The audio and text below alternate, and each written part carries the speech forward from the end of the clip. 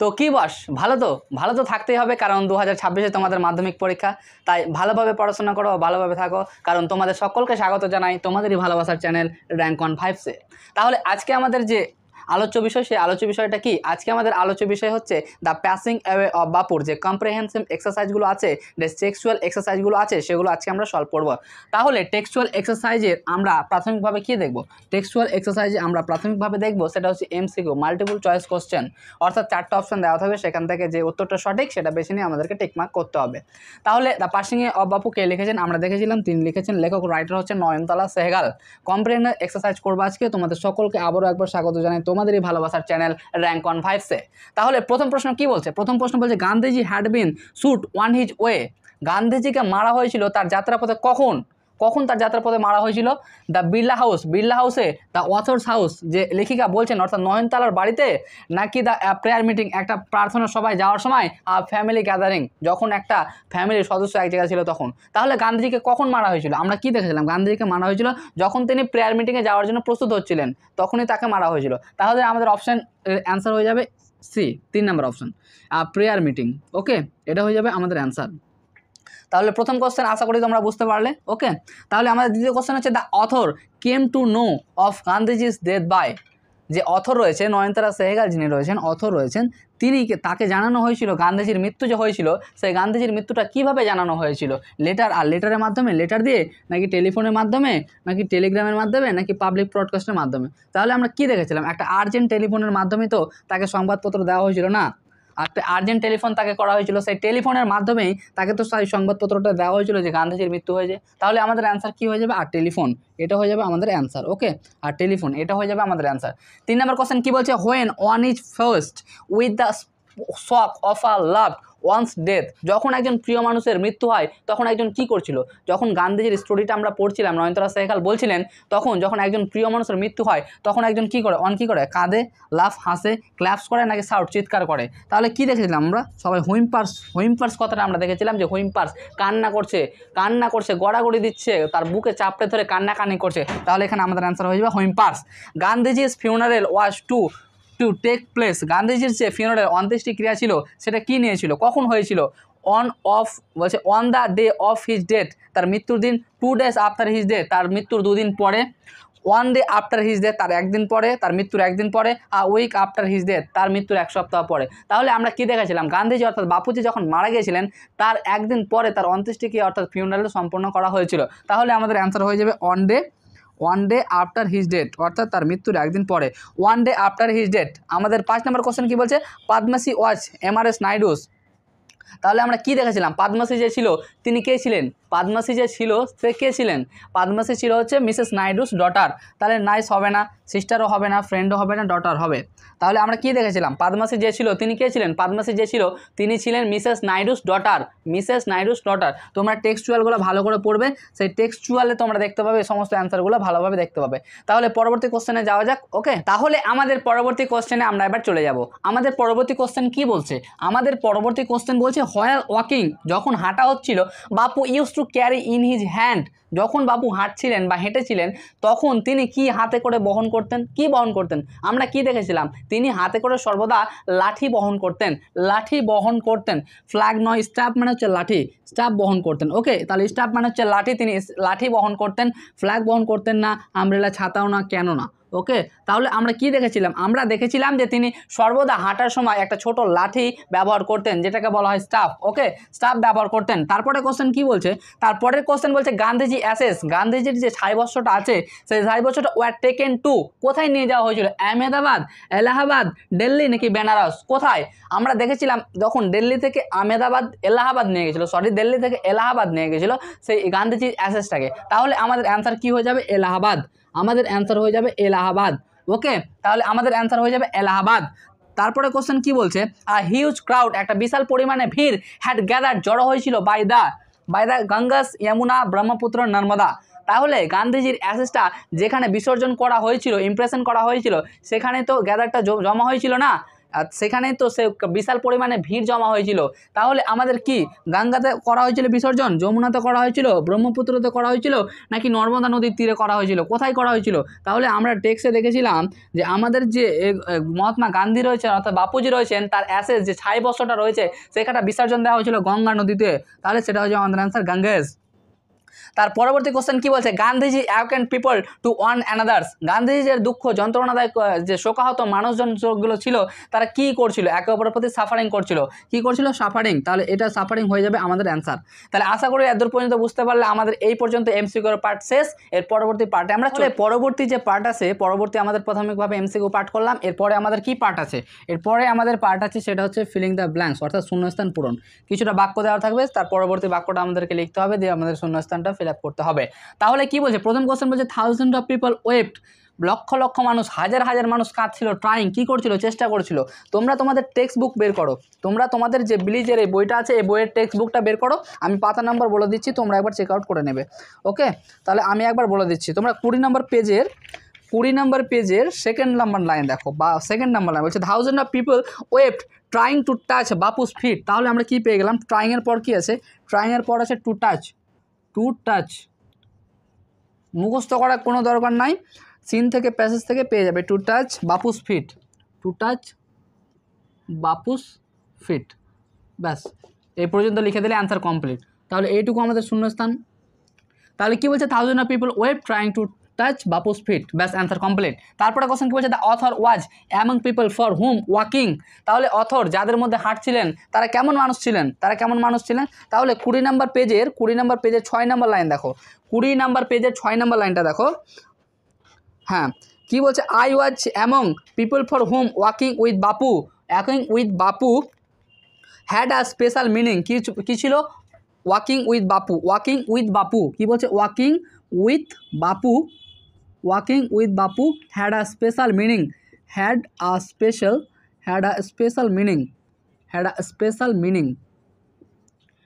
Special meaning. ব্যাস বই দেখে এটুকুটা লিখে দেবে, তোমার অ্যান্সার কমপ্লিট। ওকে, তাহলে কি বলছে? The author was among people for whom walking with Bapu had a special meaning. Bapu had a special meaning. Okay, 6 number line. হ্যাঁ, ঠিক আছে। তারপরে কোশ্চেন কি বলছে? টু ওয়াক ইজ টু, এই যে হাঁটাটা ছিল এটা কি ছিল? 20 নম্বর পেজের 10 নম্বর লাইনটা চেক করো। 10 নম্বর লাইনটা কি বলছে? To walk is to make slow progress. যে অগ্রগতিটা হচ্ছিল, তারা যে হাঁটছিল সে হাঁটার অগ্রগতিটা কেমন ছিল? খুবই ধীর গতি সম্পন্ন ছিল, তাই বলছে টু মেক স্লো প্রোগ্রেস। ওকে, তাহলে এইটুকুটা লিখে দিলে তোমাদের অ্যান্সার কমপ্লিট। তারপরে কোশ্চেন কি বলছে? People on the special train, যে সমস্ত মানুষগুলো ওই বিশেষ ট্রেনটিতে ছিল। তাহলে তোমরা এটার জন্য চলে যাও 21 নম্বর পাতার 2 নম্বর লাইনটা চেক করো। 21 নম্বর পাতার 2 নম্বর লাইনটা চেক করো। কি বলছে? পিপল অন দ্য ট্রেন কি বলছিল? স্যাং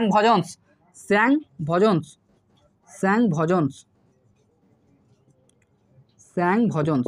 ব্যাস এইটুকু লিখে দিলে তোমাদের অ্যান্সার কমপ্লিট হয়ে যাবে। তারপরে কোশ্চেন কি বলছে? তারপরের কোশ্চেন বলছে দ্য অথর ফেল্ট, যে কথক ছিলেন, যে গল্প কথক ছিলেন, তিনি কি বলছেন? আমাদের নয়নতারা যে গল্প কথক ছিলেন ফেল্ট অনুভূতি করেছিল he had grown up within, তিনি কিভাবে বেড়ে উঠেছিলেন, তিনি যে অনুভব করেছিলেন তিনি কিভাবে বেড়ে উঠেছিলেন। তাহলে এটার জন্য আমরা কি করব? 23 নম্বর পাতার 4 নম্বর লাইনটা খেয়াল করব। 23 নম্বর পাতার 4 নম্বর লাইনটা খেয়াল করব। Within a magic circle,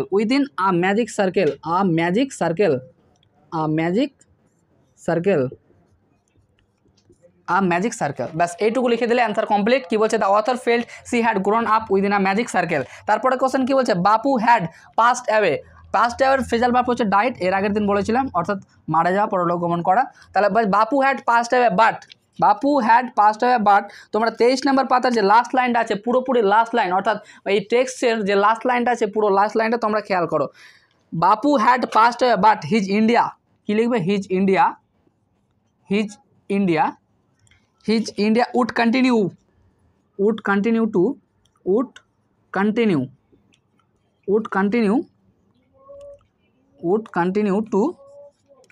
continue to live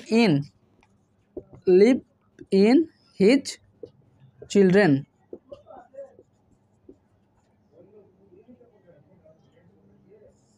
ব্যাস এইটুকু লিখে দিলেই তোমাদের answer complete.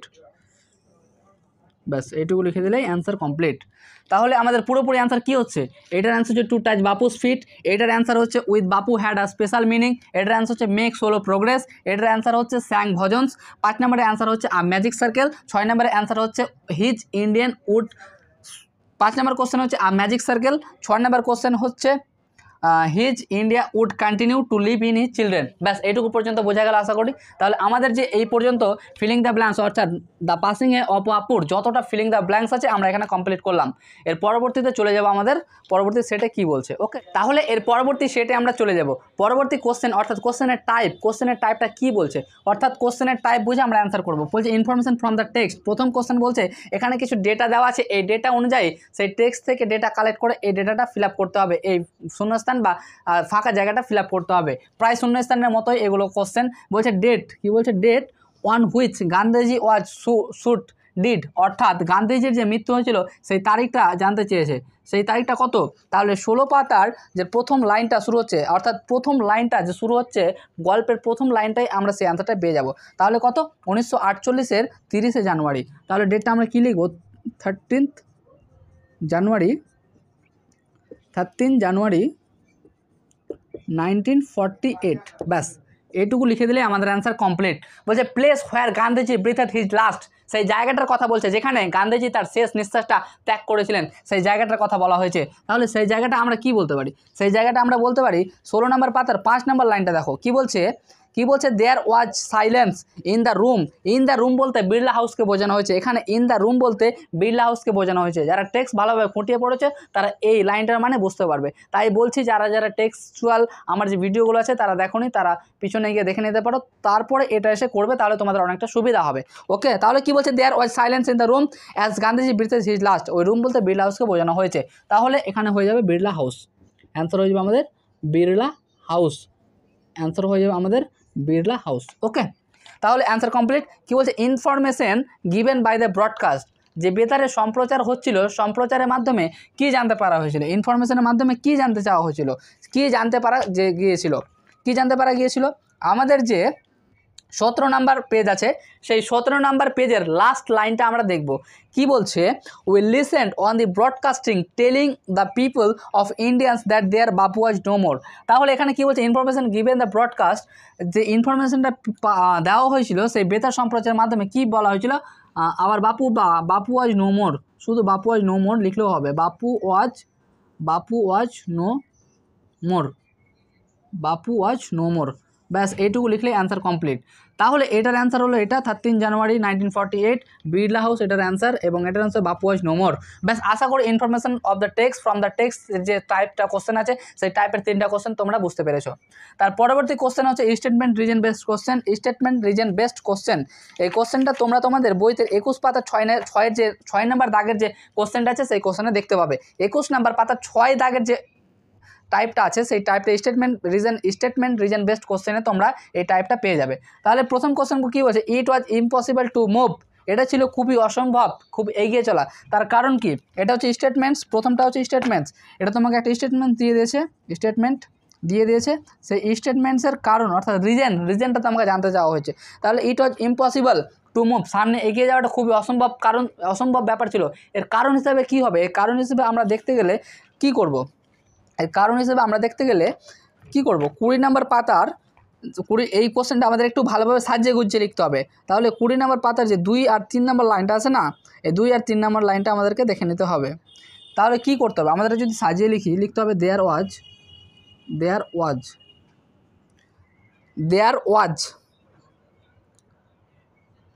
thick crowd।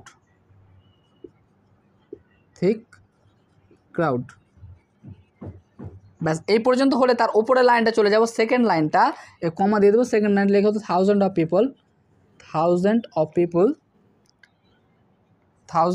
People wept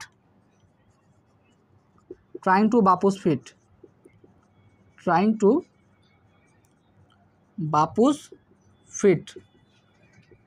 ব্যাস এইটুকু হচ্ছে আমাদের অ্যান্সার। কি হচ্ছে? এইটুকু হচ্ছে আমাদের answer. There was a thick crowd, there was a thick crowd, there was a thick crowd, thousands of people were trying to Bapu's feet. ব্যাস এইটুকুটা একটু সাজিয়ে লাস্ট 3 নাম্বার অর্থাৎ 20 পেজের যে 3 নাম্বার লাইনটা আছে ওখান থেকে আমরা দেয়ার ওয়াজ অ্যাড করবো, তারপরে কি বলছে ইন আ থিক ক্রাউড লিখবো, তার উপরে লাইনে চলে যাবো thousand of people wept trying to Bapu's feet. ব্যাস এইটুকু লিখলে অ্যান্সার কমপ্লিট। তারপরের কোশ্চেন কি বলছে, তারপরের কোশ্চেন বলছে পদ্মাসী ডিক্লেয়ার্ড, যে পদ্মাসী ছিল মিসেস নাইডুস ডটার, মিসেস নাইডুর যে কন্যা ছিল পদ্মাসী, ডিক্লেয়ার্ড ঘোষণা করলো that they would walk with Gandhiji's in the funeral procession. যে ফিউনারেল প্রসেশন যে শবযাত্রা ছিল সেই শবযাত্রাতে কী ঘোষণা করা হয়েছিল, কি বলছে it was the last opportunity, কি বলছে it was the last opportunity, it was the last opportunity, last opportunity এটাই ছিল লাস্ট সুযোগ, তাই না? বাপুর সঙ্গে হাঁটার তো এটাই লাস্ট সুযোগ ছিল না, সেটাই বলছে it was the last opportunity walking with Bapu, opportunity for them walking with Bapu, opportunity walking with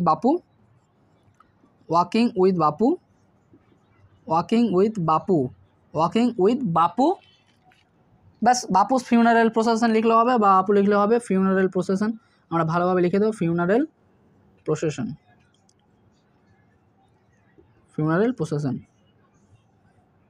ব্যাস হয়ে গেল আনসার। তাহলে it was the last opportunity walking with Bapu's funeral procession, এখান থেকে ফিউনারেল প্রসেশন। ওকে, এই পার্টটা কিন্তু আলাদাই, ফিউনারেল প্রসেশন। লাস্ট কোশ্চেন কি বলছে, to walk was often the only way open of the average India. তাহলে এভারেজ ইন্ডিয়ার যে আমরা দেখেছিলাম কোশ্চেনে কি বলছে, হচ্ছে টু ওয়াক হাঁটতে, অফ অফটেন প্রায় কিছু, অনলি ওয়ে যে ওপেন টু দ্য খোলা ছিল, অর্থাৎ যে কেউ এটাতে সামিল করতে পারতো। গান্ধীজির যে ফিউনারেল ছিল সেই ফিউনারেলে যে কেউ সামিল করতে পারতো, কারণ এটা ছিল পুরোটাই ওপেন। তাহলে আমাদের কারণ কি হয়ে যাবে, কারণ হিসেবে আমাদের হয়ে যাবে 20 নাম্বার পাতা। দেখো 20 নাম্বার পেজটা বের করো, তোমাদের ইংলিশ টেক্সট বুকের 20 নাম্বার পাতার যে লাস্ট থেকে নিচ থেকে 3 নাম্বার লাইন উপরে যাও, নিচ থেকে 3 নাম্বার উপরে কি বলছে। তাহলে 3 নাম্বার কোশ্চেনটা আমরা একটু উপরে লিখছি। ওকে, 3 নাম্বারের কোশ্চেনের অ্যান্সারটা আমরা একটু উপরে লিখছি।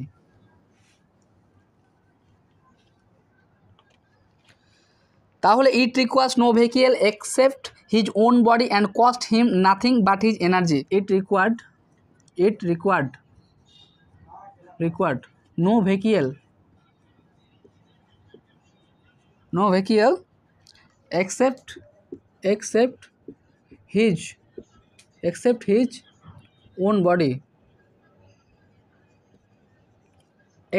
his own body and cost him কি বলছে, and cost him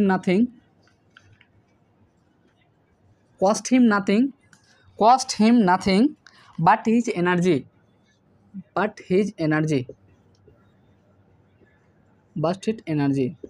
অর্থাৎ এটা 20 নাম্বার পাতার 3 নাম্বার লাইনটা নিচ থেকে, কিন্তু নিচ থেকে। ব্যাস এইটুকুটা লিখলে তোমাদের অ্যান্সার কমপ্লিট। তো আশা করি এই দুইটা তোমরা বুঝতে পারলে। একটা হচ্ছে তোমাদের information based type, information data collect করে লিখতে হবে, আর একটা হচ্ছে স্টেটমেন্ট রিজন বেসড কোশ্চেন। আশা করি এই দুইটা বুঝতে পারলে। তাহলে এই দুইটা বোঝা গেলে তোমরা প্লিজ কমেন্টে করে দিও যে হ্যাঁ বুঝতে পেরেছো।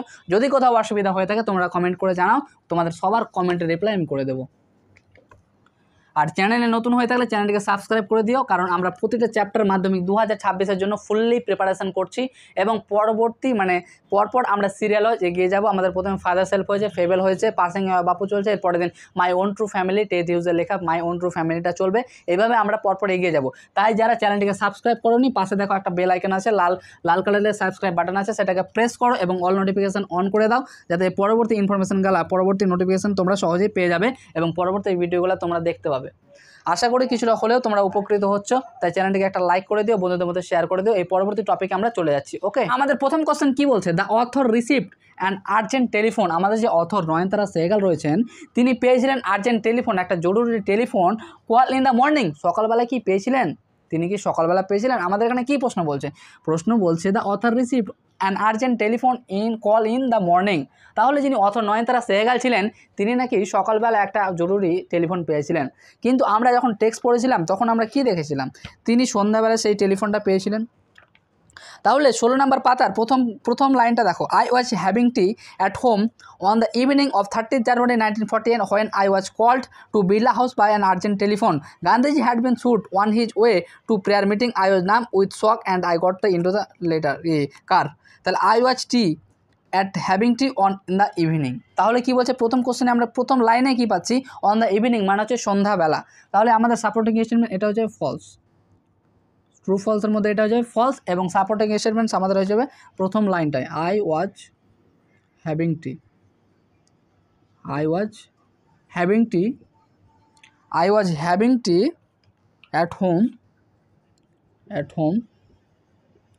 on the evening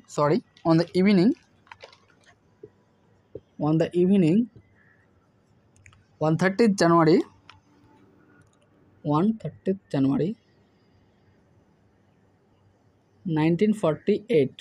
1948 when I was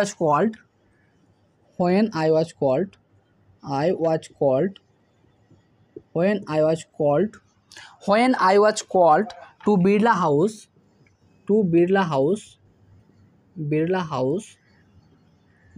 urgent telephone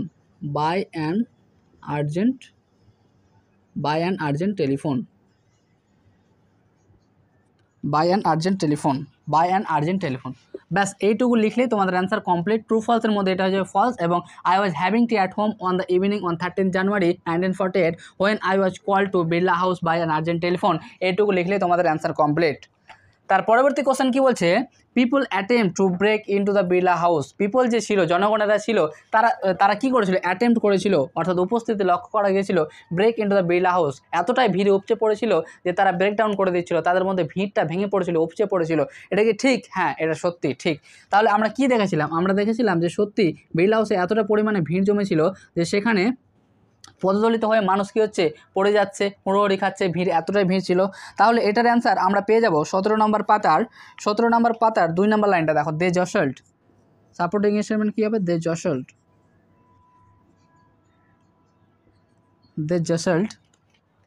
one another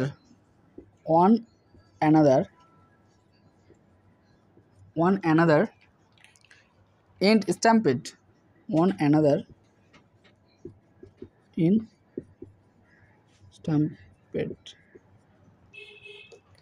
to break into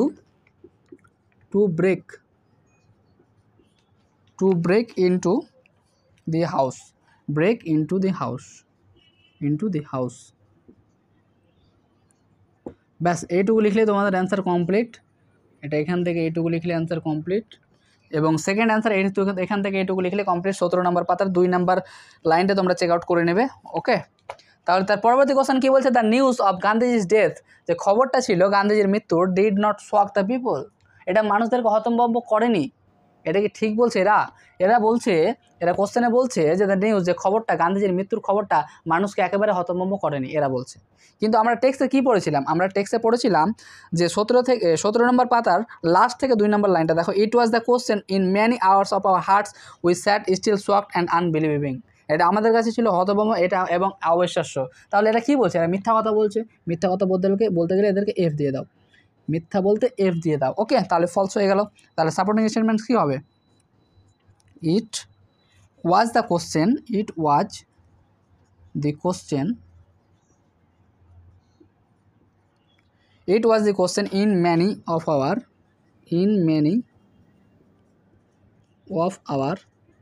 in many of our hearts as we sat still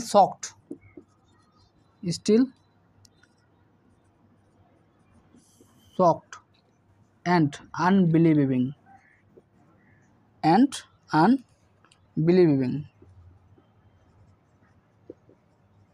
ব্যাস এইটুকু লিখলেই অ্যান্সার কমপ্লিট। তাহলে আশা করি এই 3টা কোশ্চেন এর অ্যান্সার তোমরা বুঝতে পারলে। পুরোটাই ট্রু ফলস অ্যান্সার টাইপ 1+1 এটার জন্য 1, সাপোর্টিং স্টেটমেন্টসের জন্য 1 থাকে। তাহলে প্রথম অ্যান্সার কি হচ্ছে, I was having tea at home on the evening on 13 January 1948 when I was call to Birla house by an urgent telephone. এটুকু লিখলে অ্যান্সার কমপ্লিট। 2 নম্বর কোশ্চেন বলছে, 2 নম্বর অ্যান্সার বলছে they jostled one another in stampede to break into the house। 3 number answer হচ্ছে, it was the question in many of our hearts as we sat still shocked and unbelieving।